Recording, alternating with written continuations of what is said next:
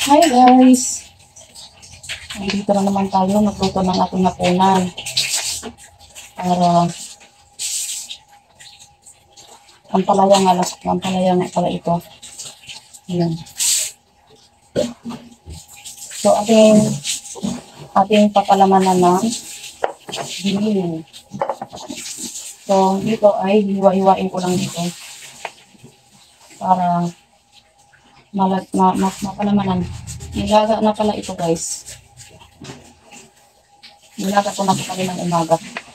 So, dapat ito kaninang umaga ko ito niluto. So, ngayon ay wala kami ulam. So, ito na lang. So, medyo makapal kasi medyo makapal. Kaya, umpisan ko pa para malagay maluto ang ating karne. Dahil ang ilalagay ko dito ang karne hindi luto. Kung hindi kilaw. Ay, napupul. Napupul. So, kailangan natin dito ng ilaw na karne. Yung iba naman ay niluluto muna yung karne. So, dito, madali lang naman maluto ang manok. Dito ay ilaw na karne ang ilalagay ko. So, madali lang itong gagawin dahil ito, pilito mo lang ito siya. Pwede naman din sa oven or prito. Pwede naman kahit saan. So, i-ano ko lang pala ito siya sa ating grilled. So,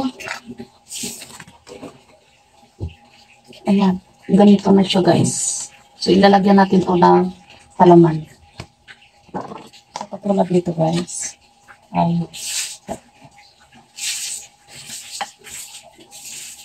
doon na pala natin ito ilagay sa ating grill. So, habang ilalagay natin ito dito ay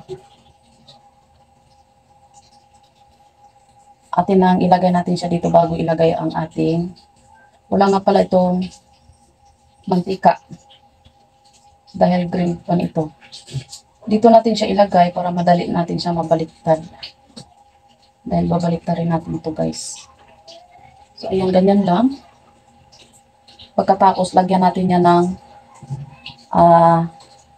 giniling. Para masarap. Akala ko kunti lang ito guys. Madami pala.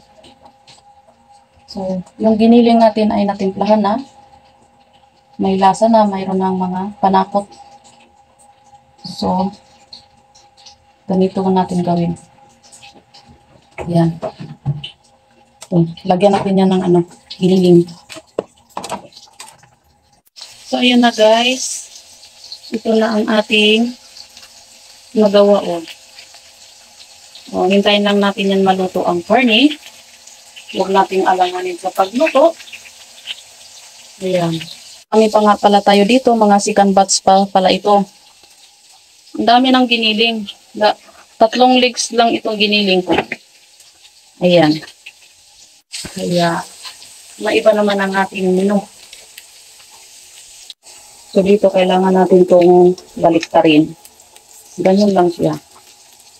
Ayan, para yung sa taas ay ma-flat siya. Ayan. Madali lang pala ito maluto, guys. Kailangan lang natin.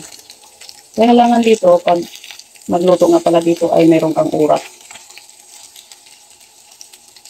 Hindi to pwede sa mga mabilisan. Dahil kailangan dito mahaba-haba ang pasyensya. Dito pa lang sa pagbaliktad ng isa-isa. Ayan. Tapos mainit pa. Ganun lang siya guys. Pwede yan sa mga chikiting nyo guys. Saka lang kasi ang burger. Itong ano nga pala, ang palaya ay bigan lang yan ito wala. So pag hindi nga pala magkasya doon lahat sa ating ang palaya yung karne ay pwede natin lutuin na lang parang burger style. Ayan.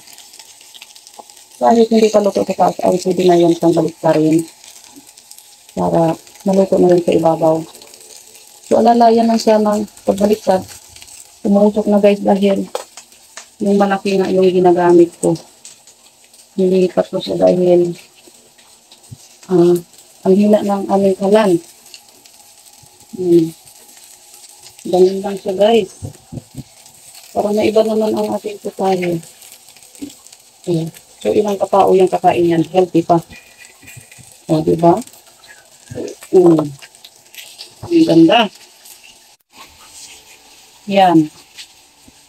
Para lang siyang ano, burger. Isang subuan na nga lang pala yan. At dito naman ang last batch. Oh, ganyan siya. Diba? Lapit na maluto. Kunti na lang.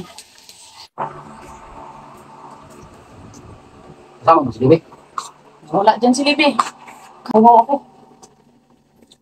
Tuyong-tuyo yung aking labi. Dapat nagsabi ka na may ulam ka. Sa'yo. Kasi kanina dami ako kanina. Sabi mo kasi, kumpleto yung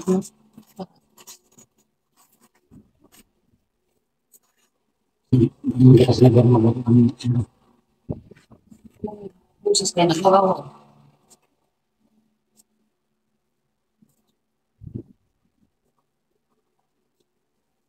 Ayan. Kain tayo.